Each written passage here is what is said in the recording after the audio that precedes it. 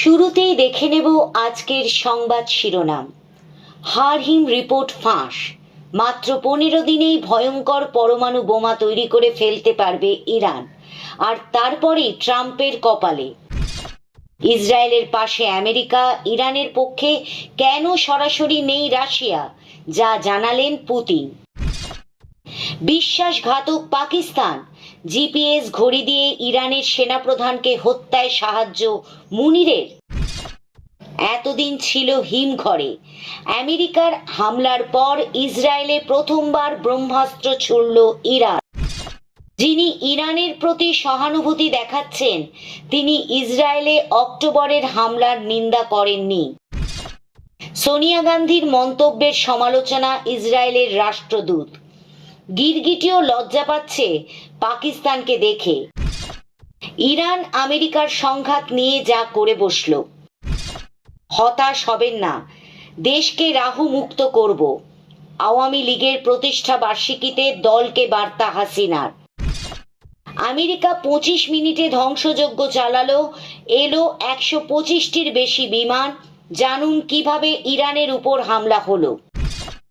Israel Iran যুদ্ধে এবার রাশিয়াও প্রবেশ করলো, মার্কিন হামলা নিয়ে এলো বড় বিবৃতি। ইরানকে পরমাণু অস্ত্র সরবরাহ করতে প্রস্তুত বহু দেশ, আমেরিকাকে চাপ রাশিয়ার। 10 দিনে ধ্বংস হয়ে যেত পাকিস্তান, ভারতকে আটকাতে ইরানের কাছে সাহায্য চেয়েছিল আমেরিকা, এখন তাদের ওপরই হামলা। আজ আমেরিকার বোমারু বিমান ইরানের সামরিক ও পারমাণবিক স্থাপনায় হামলা চালিয়েছে। এটি ঐতিহাসিকভাবে একটি আকর্ষণীয় ঘটনা। এক সময় এমনও ছিল যখন আমেরিকা এবং ইরান একে অপরের সহযোগী ছিল। 1971 সালের ভারত পাকিস্তান যুদ্ধের সময়ও তাদের বন্ধুত্ব দেখা গিয়েছিল। ইন্ডিয়ান এক্সপ্রেস তাদের এক প্রতিবেদনে আমেরিকার গোপনীয় স্টেট ডিপার্টমেন্টের নথির বরাত দিয়ে জানিয়েছে যে 1971 সালের 9 ডিসেম্বর ওয়াশিংটনে একটি উচ্চ পর্যায়ের বৈঠক হয়েছিল, যার সভাপতিত্ব করেছিলেন তৎকালীন জাতীয় নিরাপত্তা উপদেষ্টা হেনরি কিসিঞ্জার। সেই সময় ভারত পাকিস্তানের করাচি বন্দরে ভয়াবহ বিমান হামলা চালায়, যার ফলে পশ্চিম পাকিস্তানের জ্বালানি মজুদ ধ্বংস হয়ে যায় এবং পাকিস্তানি সেনাবাহিনী প্রায় পঙ্গু হয়ে পড়েছিল। পাকিস্তানের তেল ফুরিয়ে আসছিল। সিআইএ পরিচালক রিচার্ড হেলমাস বৈঠকে জানান যে করাচির তেল সংরক্ষণাগারগুলিতে 12 থেকে 13টি হামলা হয়েছে, যার ফলে 80% জ্বালানি ধ্বংস হয়ে গেছে। পাকিস্তানের কাছে মাত্র 2 সপ্তাহের জ্বালানি বাকি ছিল। এর উত্তরে কিসিঞ্জার প্রশ্ন করেন যে তেহরান থেকে জ্বালানি পরিবহন কি সম্ভব। কিসিঞ্জার এবং মার্কিন কর্মকর্তাদের আলোচনার সময় ইরান থেকে জ্বালানি পাঠানো, ইরান থেকে যুদ্ধ বিমান ও পাইলট পাকিস্তানে পাঠানো এবং চীনকে ভারতের সীমান্তে সামরিক তৎপরতা চালিয়ে ভারতকে ভয় দেখানোর পরিকল্পনার কথা হয়েছিল। ইরান সরাসরি পাকিস্তানকে সাহায্য করেনি। মার্কিন কর্মকর্তারা 1971 সালের 8ই ডিসেম্বর ইরানের শাহ মোহাম্মদ রেজা পাহলভির সঙ্গে দেখা করেন এবং পাকিস্তানকে সাহায্য করার অনুরোধ জানান। শাহ স্পষ্টভাবে অস্বীকার করেন। তিনি বলেন যে ভারত সোভিয়েত চুক্তির পরিপ্রেক্ষিতে তারা সরাসরি সামরিক সহায়তা দিতে পারবেন না, কারণ এতে সোভিয়েত ইউনিয়নের সঙ্গে সংঘাত হতে পারে। তবে শাহ একটি বিকল্প প্রস্তাব দেন যে জর্ডানের F-104 যুদ্ধবিমান পাকিস্তানে পাঠানো হোক এবং ইরানের বিনিময়ে জর্ডানের সুরক্ষার জন্য তাদের বিমান সেখানে মোতায়েন করবে। তবে মার্কিন আইনি নিষেধাজ্ঞার কারণে এটিও সম্ভব হয়নি। 10-15 দিনের মধ্যে শেষ হয়ে যেত পাক সেনা। মার্কিন প্রতিরক্ষা কর্মকর্তারা মনে করতেন যে পূর্ব পাকিস্তানে পাকিস্তানি সেনাবাহিনী সম্পূর্ণ বিচ্ছিন্ন হয়ে পড়েছে এবং 10 থেকে 15 দিনের মধ্যে পুরোপুরি ধ্বংস হয়ে যেতে পারে। পশ্চিম পাকিস্তানেও পরিস্থিতি খুব নাজুক ছিল। যদি ভারত দীর্ঘ যুদ্ধে জড়িয়ে ফেলত, তাহলে পাকিস্তান সেনাবাহিনী এবং অর্থনীতি উভয়ই ভেঙে পড়ত। নিক্সন এবং কিসিঞ্জার ভারতের ওপর চাপ সৃষ্টির জন্য দুটি কৌশল অবলম্বনের পরিকল্পনা করেছিলেন। প্রথমত, চীনা সেনাবাহিনীকে ভারতের সীমান্তে সক্রিয় করা এবং মার্কিন নৌবাহিনীর 7ম নৌবহরকে বঙ্গোপসাগরে পাঠানো।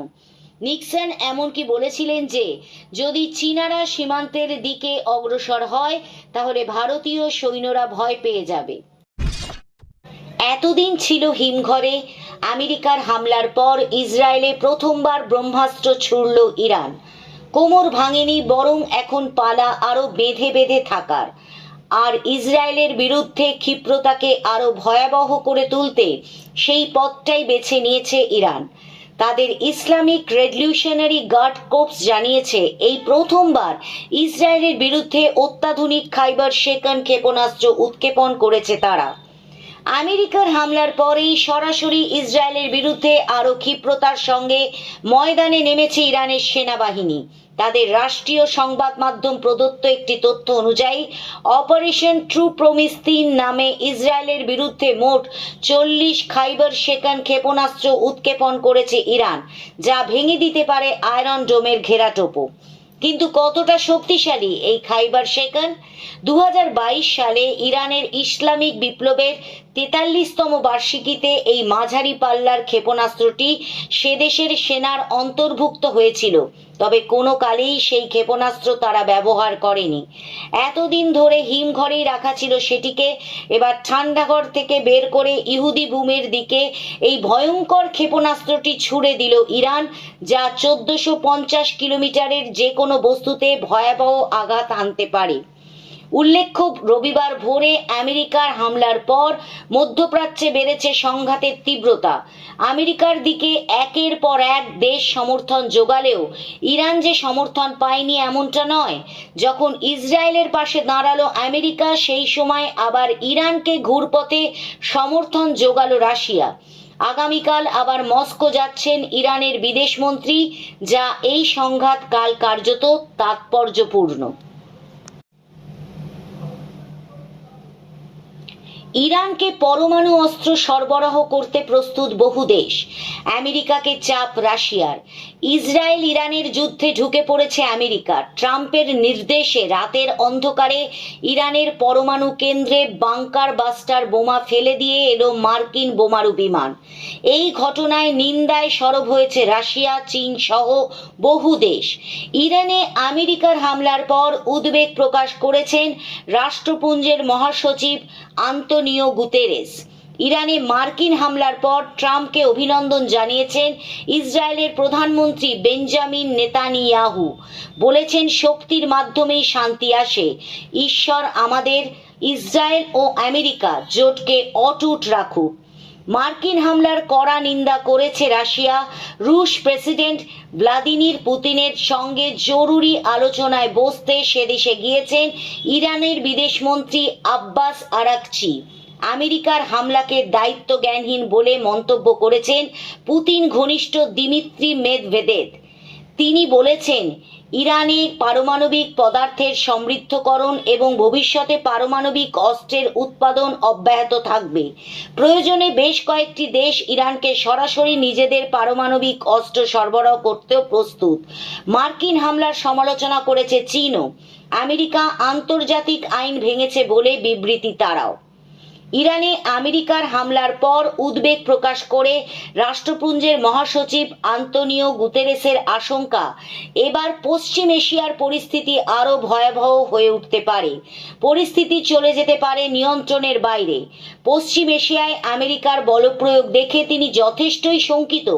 রাষ্ট্রপুঞ্জের মহাসচিব সমাজ মাধ্যমে লিখেছেন, আমেরিকা যেভাবে ইরানের উপর হামলা চালিয়েছে আমি তা দেখে অত্যন্ত শঙ্কিত।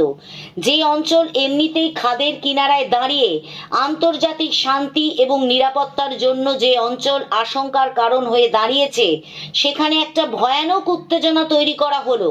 এই সংঘাত এবার নিয়ন্ত্রণের বাইরে চলে যেতে পারে। পশ্চিম এশিয়া এবং সারা বিশ্বের জন্য পরিস্থিতি ভয়াবহ হয়ে উঠতে পারে। হতাশ হবেন না, দেশকে রাহুমুক্ত করব। আওয়ামী লীগের প্রতিষ্ঠা বার্ষিকীতে দলকে বার্তা হাসিনার। সোমবার আওয়ামী লীগের ৭৬তম প্রতিষ্ঠা বার্ষিকী। এই উপলক্ষে দলের নেতাকর্মীদের উদ্দেশ্যে এক বার্তায় দলটির সভাপতি শেখ হাসিনা বলেছেন, আমরা এখন সংকটের মধ্য দিয়ে যাচ্ছি, কিন্তু হতাশ হবেন না, সাহস হারাবেন না।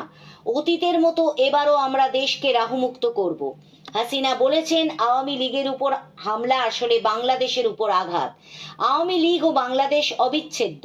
বার্তায় আওয়ামী লীগ নেত্রী দলের প্রতিষ্ঠা এবং সংগ্রামের ইতিহাস তুলে ধরেছেন। বলেছেন, বাঙালির মিলিত আকাঙ্ক্ষা ও স্বপ্নই আওয়ামী লীগের আদর্শ। আওয়ামী লীগ সভাপতি বলেছেন, 1947 সালে পূর্ববঙ্গের মানুষের আকাঙ্ক্ষা পাকিস্তানের জন্মের পরপরই হোঁচট খায়। পাকিস্তান সৃষ্টির আন্দোলনে অংশগ্রহণকারী কিছু জাতীয়তাবাদী তরুণ রাজনীতিক ওই সময় উপলব্ধি করেন, বাংলার গণমানুষের রাজনীতিতে ক্ষমতাসীন মুসলিম লীগ আগ্রহী নয়। পূর্ববঙ্গীয় মুসলিম লীগের প্রগতিশীল ধারার এই তরুণরা ছিলেন হোসেন শহীদ সোহরাওয়ার্দীর অনুসারী।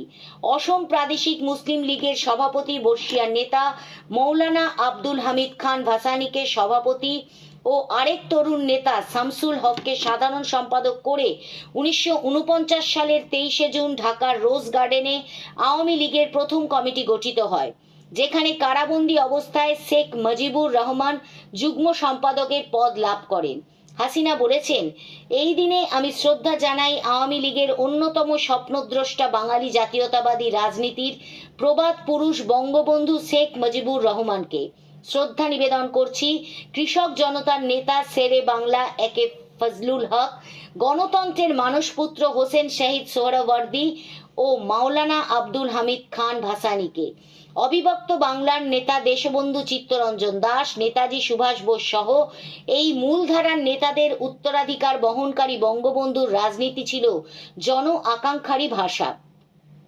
আওয়ামী লীগ নেত্রী বলেছেন, 1953 সালে বঙ্গবন্ধু সাধারণ সম্পাদক পদে নির্বাচিত হবার পর অসাম্প্রদায়িক সংগঠন হিসেবে আওয়ামী লীগ অপ্রতিরোধ্য গতিতে বিস্তৃত হয়। দ্বিজাতি তত্ত্বের বিভেদ পেরিয়ে আওয়ামী লীগের হাতেই জাতীয়তাবাদী আন্দোলনের বিকাশ ঘটে। তার কথায়, কোনো ষড়যন্ত্রের মাধ্যমে কিংস পার্টি সরকার, সেনাবাহিনী সহ ক্ষমতাবান গোষ্ঠীর উদ্দেশ্য সাধনে তৈরি দল হিসেবে আওয়ামী লীগের জন্ম হয়নি। তৎকালীন ক্ষমতাসীনদের বিরোধিতা করে জন্ম নেওয়া এই দল তাই কখনো ক্ষমতার তোয়াক্কা না করে মানুষের অধিকার আদায়ে যেমন সোচ্চার, তেমনি জনকল্যাণেও সর্বাগ্রে। 76 বছরের প্রাজ্ঞ এই দলের সবচেয়ে বড় অর্জন জাতির পিতা বঙ্গবন্ধু শেখ মুজিবুর রহমানের নেতৃত্বে স্বাধীন সার্বভৌম বাংলাদেশ। বাংলাদেশ আর আওয়ামী লীগ সমার্থক। বাংলাদেশের মাটি থেকে কেউ আওয়ামী লীগকে মুছে ফেলতে